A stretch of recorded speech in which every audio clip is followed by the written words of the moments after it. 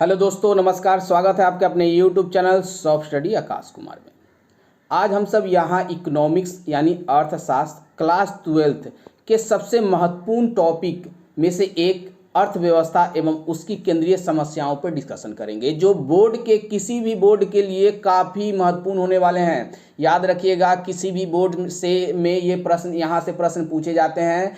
आप previous paper में उठा करके प्रश्न देख सकते हैं क्या यहाँ से प्रश्न, और वो सारी चीज़ों को यहाँ पे डिस्कशन किया गया है जो आपके एग्जाम से रिलेटेड हैं। तो सबसे पहली बात आती है कि सर अर्थव्यवस्था किसे कहा जाता है या क्या है, इकोनॉमी क्या है, व्हाट इज इकोनॉमी। हमने अर्थशास्त्र पढ़ा था, वस्तुओं और सेवाओं का उत्पादन, वितरण, विनिमय, अर्थशास्त्र पढ़ा था हमने। अब यहाँ पे हम लोग अर्थव्यवस्था पढ़ेंगे। क्या है, तो कहा गया कि आर्थिक क्रियाओं का व्यवहारिक अध्ययन, व्यवहारिक यानी प्रैक्टिकल, व्यवहारिक यानी क्या होगा यहाँ पे प्रैक्टिकल अध्ययन को ही हम लोग क्या कहते हैं, अर्थव्यवस्था कहते हैं। अर्थशास्त्र अगर इसके कंपेयर किया जाए कि ये क्या होगा, तो ये थियोरेटिकल होगा, यानी यहाँ पे थ्योरी हम लोग पढ़ते हैं। अगर हम लोग कंप्यूटर क्लास किए होंगे तो आपको पता होगा कि एक थ्योरी होता है, एक प्रैक्टिकल होता है। थ्योरी में क्या जाता है, कॉपी वगैरह पे लिखा दिया जाता है। प्रैक्टिकल में हम लोग क्या पढ़ते हैं, तो कंप्यूटर पे जा करके उसके बारे में पूरा उस पर काम करते हैं। तो हो गया। दूसरा, अगर सिंपल एग्जाम्पल बताया जाए तो मार्केट जा करके हम कोई सामान खरीदते हैं, पैसा देते हैं, तो ये सारी जो आर्थिक जो क्रियाएं हो जाती है, ये जब हम लोग व्यवहारिक रूप में काम करते हैं तो उसे हम लोग अर्थव्यवस्था कहते हैं। और थ्योरेटिकल बोला जाए तो वो हो जाएगा अर्थशास्त्र। अर्थव्यवस्था के 3 प्रकार होते हैं और तीनों को डिटेल में जानेंगे। कमेंट करना नहीं भूलिएगा दोस्तों, याद रखिएगा बच्चों जितने भी हैं वो कमेंट करना ना भूलेंगे। तो पूंजीवादी अर्थव्यवस्था, जिसे हम लोग बाजार अर्थव्यवस्था भी कहते हैं, बाजार अर्थव्यवस्था। अब यहाँ से प्रश्न देखिए, आपके जो डाउट थे ना कि 2 मार्क्स और 5 मार्क्स, यहाँ सब सॉल्व होने वाले हैं। 2 मार्क्स और 5 मार्क्स आप खुद बना लीजिएगा कि ये सर 2 मार्क्स में प्रश्न पूछे जाएगा तो ये आंसर दे दूंगा, 5 मार्क्स में प्रश्न पूछे जाएंगे तो ये आंसर दे दूंगा। तो जो आपके जो कमेंट्स थे 2 मार्क्स और 5 मार्क्स, सब यहाँ पे आपके डाउट क्लियर हो। अब यहाँ पे एक प्रश्न पूछा गया था और जितने प्रश्न प्रीवियस पेपर में पूछे गए हैं हम लोग वहाँ पे चर्चा भी करेंगे कि क्या प्रश्न और कैसे प्रश्न पूछे जा रहे हैं। तो प्रश्न पूछा गया था कि बाजार यंत्र किससे संबंधित है। आप पिछला वीडियो में याद रखिएगा, पिछले प्रीवियस पेपर में जो बोर्ड के एग्जाम में पूछे गए हैं उसमें देखिएगा तो आपसे पूछा गया कि बाजार यंत्र किससे संबंधित है, तो पूंजीवादी से। ऑप्शन में था पूंजीवादी। उसके बाद है समाजवादी अर्थव्यवस्था, जिसको नियंत्रित अर्थव्यवस्था के नाम से भी जानते हैं। तीसरा है मिश्रित, जिसको इंग्लिश में हम लोग मिक्स इकोनॉमी कहते हैं। इसे इकोनॉमी में सोशलिस्ट इकोनॉमी, इससे कैपिटलिस्ट इकोनॉमी और मार्केट इकोनॉमी भी कहते हैं। तो याद रखिएगा, और सभी चीज़ों पे हम लोग यहाँ डिस्कशन करेंगे। तो पूंजीवादी है कहाँ, तो हम लोग सिंपल समझते, पूंजी यानी पैसा, यानी जिसका नियंत्रण निजी हाथों में हो, प्राइवेटाइजेशन हो, प्राइवेट सरकार सारी चीज़ों को प्राइवेट कर रही है, यानी पूंजी वाले हाथों में बेच दे रही है। तो पूंजीवादी अर्थव्यवस्था जिसके वो उत्पत्ति साधनों पर है, जिसका मालिक जो हो या स्वामित्व जो है वो निजी हाथों में चला जाए, उसी को तो कहा जाता है पूंजीवादी अर्थव्यवस्था। अमेरिका, ब्रिटेन, ये सब पूंजीवादी अर्थव्यवस्था के अंतर्गत में आ जाती है।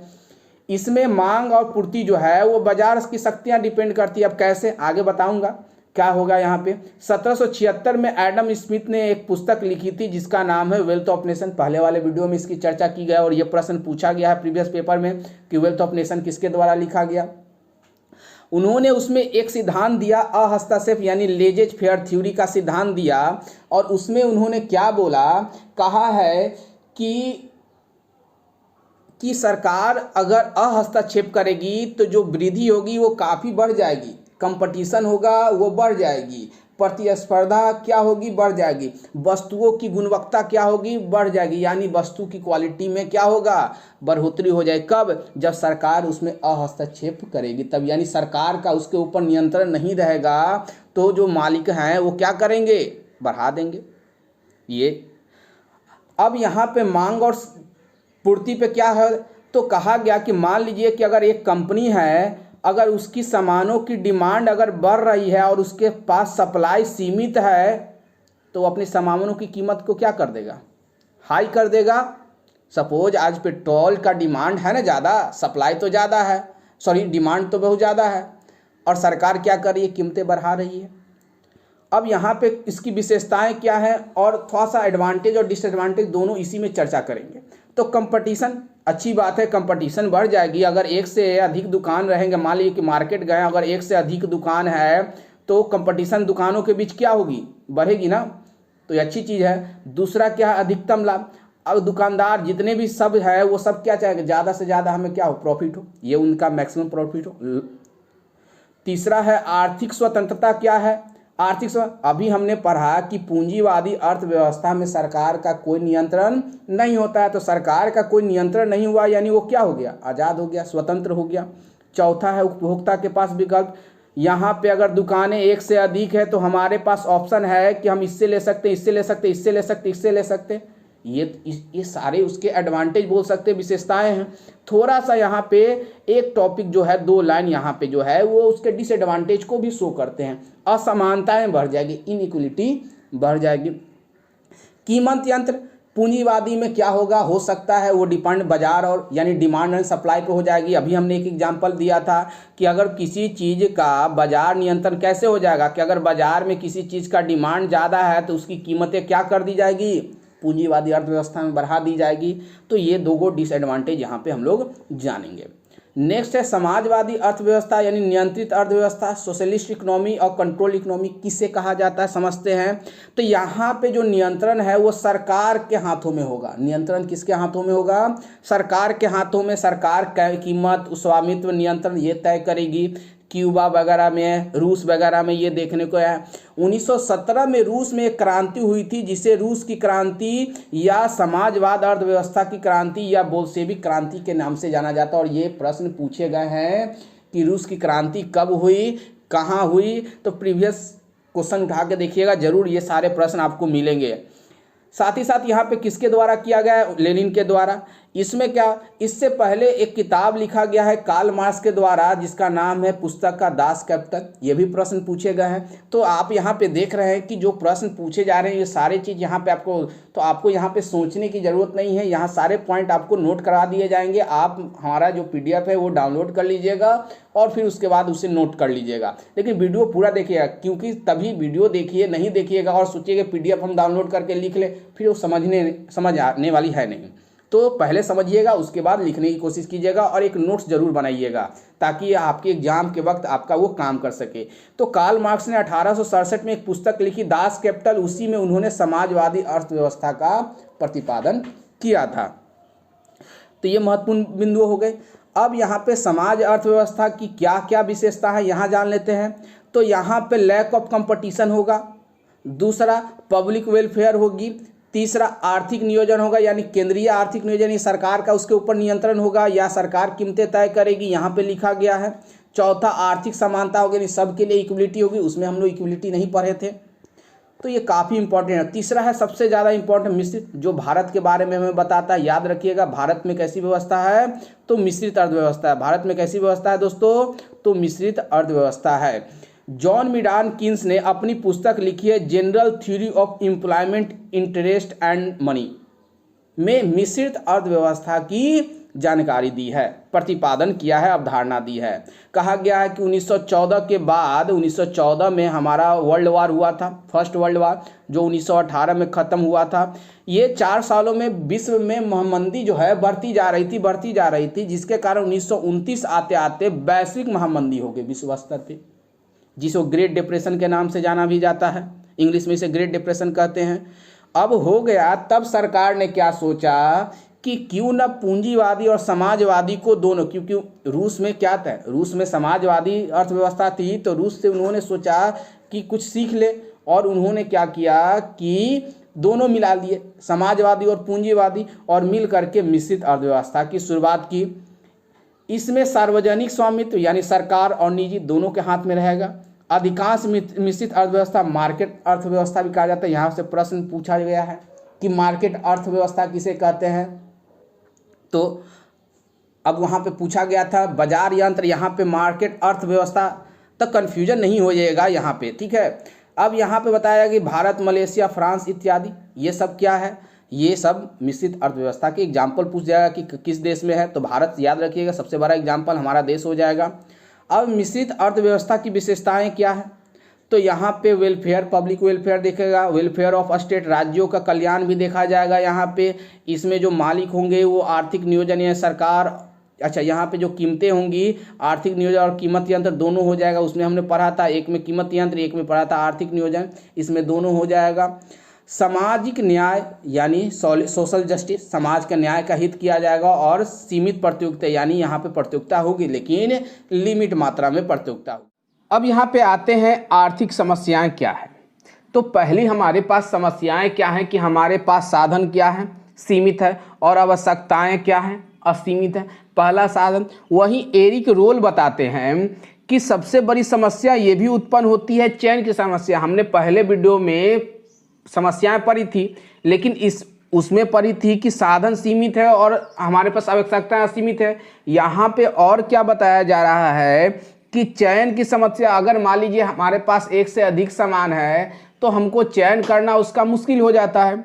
वहीं लेफ्टविच बोलते हैं कि अगर मान लिया जाए कि हमने चयन भी कर लिया तो उसका कुशलतम प्रयोग कैसे किया जाए, इसका समस्या है। तो ये आर्थिक समस्याएं थी जो एग्जाम में पूछी जाती है। अब अर्थव्यवस्था की केंद्रीय समस्या कौन कौन सी है, तो हम लोग 3 पढ़े थे। वस्तुओं का उत्पादन कैसे किया, किन वस्तुओं का उत्पादन किया जाए, कितनी मात्रा में, कैसे किया जाए और किसके लिए किया जाए। तो इस हम चार्ट की मदद से ज़्यादा समझने की कोशिश करेंगे कि यहाँ पे क्या हो रहा है। पहला है क्या उत्पादन किया जाए, कितनी। तो पहली बात तो ये चयन करना मुश्किल हो जाती है कि उत्पादन क्या करें। अगर उत्पादन हो जाए तो कितनी मात्रा में करें, ये चयन की हमारी 2 समस्याएं हो जाती है। अगर यहीं पे अगर एक एग्जाम्पल लेकर माना जाए तो अगर मान लीजिए कि कोई चीज़ अगर हमें सीमित समय के लिए दिया हुआ है तो उसका उपभोक्ता अधिक से अधिक हम करना चाहेंगे, उसका उपभोग हम लोग क्या करना चाहेंगे, अधिक से। तो अगर उपभोग अगर हम अधिक से अधिक करना चाहेंगे, कुशलतम ढंग से करना चाहेंगे तो पूंजीगत वस्तु हमें त्यागने पड़ेगी। मशीन, औजार, गाड़ियाँ, टेलीविज़न, मोबाइल, ये सबको हमें क्या करना होगा, त्यागना होगा। वही उसी तरह से अगर हम आवश्यकताओं वस्तुओं का लिमिट समय में अगर ज़्यादा से ज़्यादा उपभोग करना, आवश्यकता को करना पड़े, जैसे कि ये तो हमारी ज़रूरत की चीज़ें हैं, रोटी बिना रह नहीं सकते, कपड़ा बिना रह नहीं सकते, मकान बिना नहीं रह सकते हैं, तो हमें क्या करनी होगी, विलासिता यानी महंगी वस्तुओं को कम करनी पड़ेगी। तो समझ में आ रहा होगा कि उत्पादन की जाए और कितनी मात्रा में, सबसे बड़ी समस्या होती है चयन की समस्या। वहीं पे अगर निजी सार्वजनिक में आ जाए तो अगर निजी वस्तुओं का इस्तेमाल करना चाहे तो सार्वजनिक वस्तुएं छूट जाए, अगर सार्वजनिक वस्तुएं करे तो निजी छूट जाए। तो याद रखिएगा यहाँ पे सबसे बड़ी प्रॉब्लम होती है चयन की समस्या। दूसरी समस्या है उत्पादन अगर चयन हो जाए, मान लिए हमने चयन तो कर लिया, सपोज चयन दूर हो गया, तो तकनीक की समस्या हो जाती है, टेक्निक की समस्या हो जाती है। टेक्निक की समस्या क्या हो जाती है, तो अगर श्रम को प्राधान्य दिया जाए तो कहा गया है कि अगर श्रम अधिक से अधिक होगा तो रोजगार में वृद्धि होगी। अच्छी बात है, रोजगार में क्या होगी, वृद्धि हो जाएगी और बेरोजगारी कम हो जाएगी। चलिए अच्छी बात है। वहीं अगर पूंजी को प्राधान्य दिया जाए तो हमारा जो उत्पादन होगा वो कुशलतम होगा। अगर हम पैसा ज़्यादा अच्छा लगाएंगे तो मार्केट सपोज हम लोग जाते हैं तो 2 तरह के सामान मिलते हैं। अगर ज़्यादा पैसा लगाते हैं तो हमें सामान बढ़िया मिलता है, पैसा अगर हम ज़्यादा लगाते हैं तो सामान हमें क्या मिलता है, बढ़िया मिलता है, तो कुशलतम होगा, उत्पादन में वृद्धि होगी। तो यहाँ पे यही चयन करने का प्रॉब्लम हो जाता है तकनीक का, कि किस टेक्निक का इस्तेमाल करें, श्रम का कि पूंजी का। इसमें भी फायदा है, इसमें भी फायदा है। इसमें क्या हो रही है कि उत्पादन हमारा अच्छा हो रहा है, कुशलतम हो रहा है। इसमें हो रहा है कि लोगों को रोजगार मिल रही है, बेरोजगारी घट रही है। तो ये सरकार के सामने चयन करने की सबसे बड़ी तक क्या है, क्योंकि बेरोजगारी भी तो एक समस्या है ना। अगर मान लीजिए कि हम यहाँ पे इसको वैल्यू दे देंगे तो बेरोजगारी बढ़ जाएगी। तो दोनों यहाँ पे चयन करने की तकनीक के भी प्रक्रिया जो है वो समस्या है। तीसरा है सरकार के सामने आती है उत्पादन अब कैसे किया जाए, कैसे किया जाए यानी वितरण कैसे किया जाए। अगर समाज में उसे बांटना है तो कैसे बांटा जाए। तो अगर व्यक्तिगत जान ले तो व्यक्तिगत अगर उत्पादन समाज के विभिन्न तथा परिवारों में किस प्रकार वितरण किया जाए, ये दिक्कत हो जाती है। तो कहा जाता है कि असमानता की समस्या, असमानता हो जाएगी। अगर व्यक्तिगत वितरण करेंगे तो असमानता हो जाएगी और कार्य मात्रक वितरण करेंगे तो असमानताएं की समस्या नहीं रहेगी। इसमें क्या हो जाएगा, भूमि, पूंजी, श्रम बंटवारा हो जाएगा, तो आय की असमानता से नहीं होगा। यानी सब एक जैसा। और उत्पादन जो वितरण है, सिंपल वर्ड में कहेंगे कि हमें डिस्ट्रीब्यूट करने में भी प्रॉब्लम क्रिएट होगी कि किसको कितना दिया जाए, किसको क्योंकि उसकी आय पे डिपेंड करता है। अगर पहले से किसी के पास ज़्यादा है और उसको और ज़्यादा दे दिया तो और ज़्यादा हो जाएगा, तो आय पे डिपेंड हो जाती है यहाँ पे। तो आय वितरण काफ़ी इंपॉर्टेंट रखता है।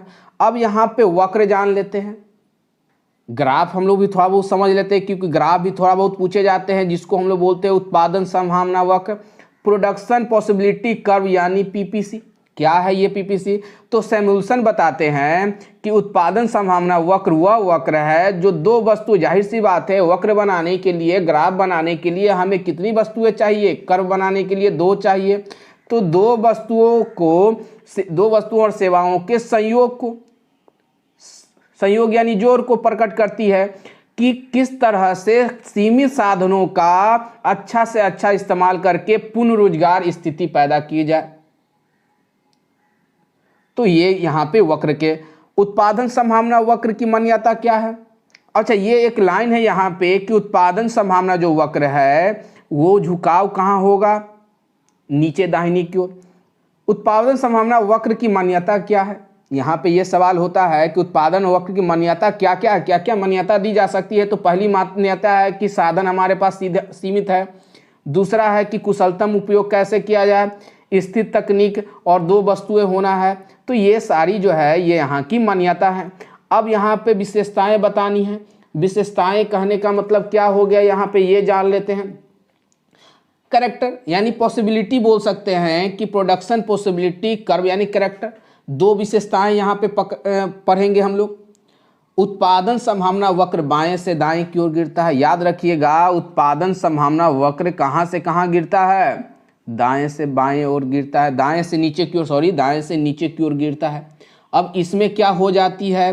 तो इसमें बताया जाता है, अगर मान लीजिए कि ग्राफ के हिसाब से अगर समझते हैं, तो मान लीजिए ये सपोज समझते हैं कि अगर x वस्तुएं रहेगा, अगर दो वस्तुएं हैं, एक x और एक y वस्तु है, एक x है और एक y वस्तुएं है, तो अगर x का उत्पादन करेंगे तो y में हमें कमी करनी पड़ जाएगी, और y का उत्पादन करेंगे तो x में कमी करनी पड़ जाएगी। दूसरा है वक्र मूल बिंदु क्या है? जो नतोदर होता है। नतोदर का मतलब होता है कर्व, नतोदर मतलब कनकेव होता है।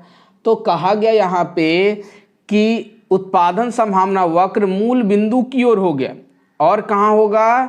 बाएं से दाएं होगा। याद रखिएगा, बाएं से दाएं होगा और मूल बिंदु की ओर होगा। अब यहाँ पे फॉर्मूला है जो पूछा जाता है एग्जाम में कि उत्पादन संभावना वक्र ढाल क्या है? क्या है ये? तो यहाँ पे हम लोग पढ़ेंगे delta Y by delta X, delta Y by delta X, यानी y वस्तुओं छोड़ी गई। अगर y वस्तु को छोड़ेंगे तो x वस्तु प्राप्त होगा, और x वस्तु को छोड़ेंगे तो y वस्तु। इसी को तो सीमांत अवसर लागत कहते हैं। आगे पढ़ेंगे सीमांत अवसर लागत क्या होता है, वहाँ पे ये चीज़ और समझ में आ जाएगी। एक यहाँ पे थोड़ा सा चार्ट है जिसको समझने की कोशिश करते हैं, जो कि काफ़ी इंपॉर्टेंट है। कहा गया है कि अगर हमें 0 टन गेहूँ उगाते हैं तो हमारे पास मशीनें कितनी हो जाएगी? इतना। एक करते हैं तो ये इतना, यानी ये बढ़ रहा है तो ये क्या हो रहा है? घट रहा है। जाहिर सी बात है वही चीज़ यहाँ पे होगा कि अगर यहाँ पे ग्राफ के माध्यम से हम लोग समझेंगे, यहाँ पे फिगर के माध्यम से, तो और समझ में आएगा कि बताया क्या जा रहा है कि अगर ये 50 होगा मशीन तो गेहूं का उत्पादन 0, अगर ये 40 होगा तो यहाँ पे 1 टन, अगर ये यहाँ पे 35 होगा तो 2 टन, अगर यहाँ पे 20 होगा तो यहाँ पे 3 टन, अगर यहाँ पे ये हो जाएगा मशीन 0 तो ये हो जाएगा 4 टन। इसका कहने का मतलब हो गया कि दोनों के वृद्धि मुश्किल है, तो एक ऐसा लिया जाए संभावना कि जो दोनों कुशलतम हो। जैसे कि यहाँ पे क्या सही माना जाएगा? B, C, D। अब कोई चीज़ अंदर में आ गया, याद रखिएगा ग्राफ के अंदर में अगर कोई चीज़ बनाया जाएगा, इसका मतलब है कि आपने टेक्निक का कुशलतम प्रयोग नहीं किया। याद रखिएगा, टेक्निक का आपने कुशलतम प्रयोग नहीं किया। यहाँ पे लिखा हुआ इनएफिशिएंट यूटिलाइजेशन ऑफ रिसोर्सेज, यानी जो रिसोर्सेज आपको दिया गया था उसका आपने अच्छे से इस्तेमाल नहीं किया। अगर कोई चीज़ बाहर चली जाती है ग्राफ के बाहर, इसका मतलब है कि वो हमारे पास अपर्याप्त है। वो हमारे पास क्या है?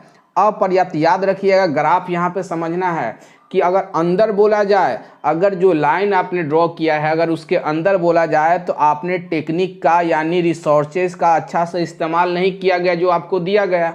अगर कोई चीज़ ग्राफ से बाहर चली जा रही है इसका मतलब है कि आपने वो अपर्याप्त है, वो गलत अवधारणा हो जाएगी यहाँ पे।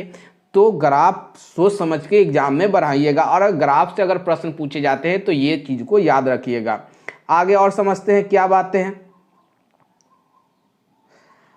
अब यहाँ पे बताया क्या जा रहा है, यहाँ पे एक और समझते हैं ग्राफ क्या है यहाँ पे। तो साधनों में वृद्धि, क्या यहाँ पे है, साधनों में वृद्धि और साधनों में कमी।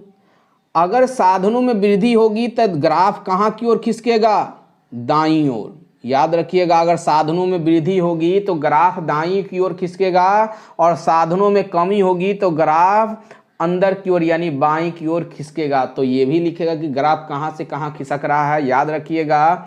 और अंदर में मैं बता दिया गया कि अंदर में क्या होगा, रिसोर्सेज का इस्तेमाल अच्छी तरह से आपने नहीं किया। नेक्स्ट है यहाँ पे पढ़ते हैं कि क्या है और अच्छे से समझते हैं यहाँ पे। तो एक वस्तुओं के लिए कुशलतम तकनीक अभी बताए कि अगर एक वस्तु को बढ़ा रहे हैं तो दूसरा वस्तु कम करना होगा। तो यहाँ पे x का कुशलतम प्रयोग किया गया तो y स्थित हो गया, यहाँ पे y का कुशलतम प्रयोग किया गया तो x स्थित हो गया। देख रहे हैं आप, यहाँ पे समझ में आ रहा होगा कि ये अब यहाँ पे क्या खिसकना नहीं बोलेंगे, यहाँ पे बोलेंगे घूमना। याद रखिएगा, घूमना, खिसकना वर्ड नहीं यूज करेंगे। यहाँ पे क्या करेंगे, घूम गया, यानी P से कहाँ पहुँच गया, P1 पे। यहाँ P से कहाँ पहुँच गया, तो यहाँ P से पहुँच गया P2 पे। सेकंड वाले में P से कहाँ पहुँच गया, P2 में। और यहाँ थर्ड वाले में दोनों हो रहा है। इसका मतलब है कि तकनीक का काफ़ी अच्छे से इस्तेमाल किया जा रहा है जो दोनों ओर। अब यहाँ पे हम लोग समझते हैं अवसर लागत। क्या है अवसर लागत, तो कहा गया किसी महत्वपूर्ण वस्तु के उत्पादन करने के कारण कई अवसरों को त्याग करना पड़ता है। एक सिंपल से एग्जाम्पल हम देते हैं कि अगर मान लीजिए कि अगर हमें अपने बोर्ड में टॉप करना है, पूरे डिस्ट्रिक्ट मान लीजिए या पूरे स्टेट मान लीजिए, अगर टॉप करना है तो बहुत सारे अवसरों को हमें त्याग करना पड़ता है, बहुत सारे चीज़ों का हमको त्याग करना पड़ता है। तो अवसर लागत कहा गया कि महत्वपूर्ण वस्तु उत्पादन करने यानी महत्वपूर्ण चीज़ पाने के लिए कुछ चीज़ों का हमें त्याग करना पड़ता है। तो यह त्यागे हुए अगले अवसर की लागत है, तभी तो अगला अवसर मिलेगा हमें, तभी तो उसमें हम अच्छा कर पाएंगे। इसीलिए इसे हम लोग अवसर लागत कहते हैं। अब यहाँ पे फार्मूला होता है, क्या निकालते कैसे हैं, यहाँ पे फार्मूला ना जा करके इसकी ग्राफ को अगर समझ लिया जाए तो एग्जाम में हमें कभी नहीं भूलेंगे, क्योंकि फार्मूला होता है रटते हैं और भूल भी जाते हैं। तो यहाँ समझते हैं, मान लीजिए कि हमने एक इकाई कोई चीज़ रखी और उसकी लागत रही 30, तो औसत लागत क्या हो गई।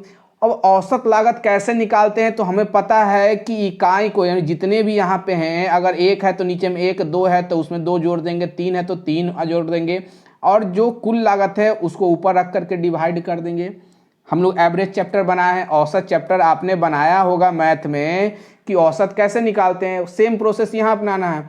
अगर दूसरी, तो यहाँ पे सीमांत लागत क्या होगी, शून्य। क्यों शून्य हो जाएगी, आगे समझेंगे। दूसरा है कि अगर 2 इकाई लेते हैं तो यहाँ पे कितनी हो जाती है, 38, यानी कितनी बढ़ गई, यहाँ पर 8 बढ़ गई। अब हमको औसत निकालना है, तो औसत कैसे निकालेंगे, तो 38 है और कितनी वस्तुएं हैं, 2, तो 38 को हम 2 से क्या कर देंगे, डिवाइड कर देंगे, तो कितना हो जाएगा, 19। और यहाँ पे सीमांत लागत कैसे निकालते हैं, यहाँ पे दोस्तों मिसप्रिंट है, यहाँ पे 8 होगा, 9 नहीं, यहाँ पे क्या होगा, 8 होगा। अब यहाँ पे हम लोग सीमांत लागत कैसे निकालते हैं, तो पहली वस्तु और दूसरी वस्तु को आपस में घटा लेते हैं, यानी बड़ा में से छोटा को आपस में क्या कर लेंगे, घटा लेंगे। तो ये क्या निकल जाएगा, सीमांत लागत, यानी 38 में से हम 30 को घटा लेंगे। तो उसी तरह से आगे आते हैं, वस्तु 3, कुल लागत 44, औसत लागत 44 को 3 से भाग देंगे, 14.7 आएगा, 14.67 आता है, यानी 14.7 आएगा। अब यहाँ पे कितना का डिफरेंसेज हो जाएगा, तो 44 में से हम 38 घटा देते हैं तो कितना बचता है, 6। यही तो हमारा सीमांत लागत है। तो आपको समझ में आ गया होगा कि सीमांत लागत कैसे निकालेंगे, औसत लागत कैसे निकालेंगे। तो अब आप बताइए, क्या आपको यहाँ पे फार्मूला रटने की ज़रूरत पड़ेगी? सर सीमांत लागत कैसे निकालेंगे, कुल लागत कैसे निकालेंगे, औसत लागत कैसे होगा? जी नहीं। तो अब यहाँ इसीलिए यहाँ पे फार्मूला न दे करके आपको इस चार्ट के माध्यम से समझाया जाने की कोशिश की गई है। तो आई होप, आशा करता हूँ आपको वीडियो समझ में आया होगा।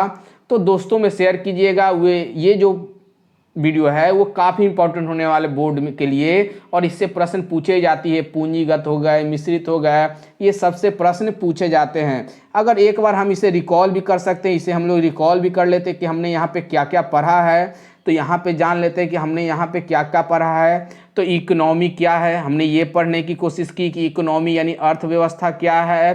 तो जहाँ प्रैक्टिकली हम लोग इस्तेमाल करते हैं उससे अर्थव्यवस्था। अर्थशास्त्र जहाँ हमें थियोरेटिकली यानी हम लोग सैद्धांतिक इस्तेमाल करते हैं। अर्थव्यवस्था के 3 प्रकार कौन कौन है? तो पूंजीगत हो गया, समाजवादी हो जाएगा, और मिश्रित हो गया। पूंजीवादी में जहाँ पे निजी स्वामित्व होता है यानी निजी मालिक होता है, प्राइवेट हो जाती है। वहीं पे हम समाजवादी में किसका नियंत्रण होता है? तो सरकार का नियंत्रण होता है। मिश्रित अर्थव्यवस्था में किसका होता है? दोनों का हो जाता है, सरकार और प्राइवेट दोनों का। फिर हमने यहाँ पे क्या पढ़ा? आर्थिक समस्याएं पढ़ी। आर्थिक समस्याएं एरिक रोल बोलते हैं कि चयन की समस्या है, वहीं लेफ्टविच बोलते हैं कुशलतम प्रयोग की समस्याएं उत्पन्न हो जाती है। उसके बाद केंद्रीय समस्या क्या है कि क्या सरकार के सामने समस्या उत्पन्न होती है कि क्या उत्पादन किया जाए और कितनी मात्रा में, इसकी चयन की समस्या हो जाती है। उत्पादन करे तो तकनीक की समस्या उत्पन्न हो जाती है। इसके बाद उत्पादन कैसे किया जाए, अगर उत्पादन हो जाता है तो वितरण की समस्या उत्पन्न हो जाती है। तो ये सारी समस्या हमने पढ़ा। उसके बाद थोड़ा सा हमने ग्राफ पे भी पढ़ने की कोशिश किया कि अगर ग्राफ बाहर की ओर खिसक रहा है इसका मतलब कि उत्पादन अधिक हो रही है, ग्राफ अंदर की ओर खिसक रहा है इसका मतलब उत्पादन कम हो रही है। अगर एक वस्तु को बढ़ाया जाए तो y वस्तुएं कम हो जाती है, और y वस्तुओं को बढ़ाया जाए तो x वस्तुएं कम हो जाती है। ये सब हमने जाना। अगर ग्राफ के अंदर कोई चीज़ आ जाता है तो हम इसको समझ लेते हैं कि हमने अपने जो दिए गए संसाधनों का अच्छा से इस्तेमाल नहीं किया, और वह ग्राफ के अगर बाहर चला जाता है तो हम उसका क्या कहते हैं कि ये अपर्याप्त मात्रा में है यानी अपर्याप्त है। तो ये सब चीज़ हमने सीखने को मिला। अगर x को बढ़ाएंगे तो y कम होगा, y को बढ़ाएंगे तो x को कम होगा। दोनों कुशलतम तकनीक का इस्तेमाल। वहीं फिर हमने अवसर लागत की भी पढ़ी कि अवसर लागत क्या है। तो अवसर लागत में त्याग करना पड़ता है अवसरों का। एक महत्वपूर्ण अवसर पाने के लिए, महत्वपूर्ण चीज़ पाने के लिए, सिंपल वर्ड में पाने के लिए एक कहावत या डायलॉग ही सुना है कि कुछ पाने के लिए कुछ खोना पड़ता है। इसका मतलब है कि महत्वपूर्ण वस्तुओं उत्पादन करने के लिए हमें बहुत सारे त्याग करने पड़ेंगे। फिर हमने यहाँ पे किस तरह से सीमांत लागत, औसत लागत निकालने की कोशिश की। औसत लागत यानी जो नंबर है, इकाई है, उससे इसको डिवाइड कर देंगे कुल लागत को तो औसत लागत हो जाएगा। और पहली इकाई में से दूसरी इकाई को घटा दें, यानी पहली लागत में से, पहली कुल लागत में से दूसरी कुल लागत को घटा देंगे तो सीमांत निकल जाएगा। यहाँ पे 8 होगा। तो ये सारी चीज़ें हमने इस चैप्टर में पढ़ी। तो वीडियो को शेयर कीजिएगा। इसी के साथ मैं अपना वीडियो समाप्त करता हूँ। धन्यवाद। और कमेंट देना नहीं भूलिएगा बच्चों, कमेंट जरूर कीजिएगा कि वीडियो कैसा लगा, ताकि मैं नेक्स्ट वीडियो में और अच्छे अच्छे प्रश्न आपको लाएं जो आपके बोर्ड के लिए काफ़ी इंपॉर्टेंट होने वाले हैं। तो कमेंट करना नहीं भूलिएगा, कमेंट जरूर से जरूर और ज़्यादा से ज़्यादा कीजिएगा, और दोस्तों में शेयर भी कीजिएगा। धन्यवाद।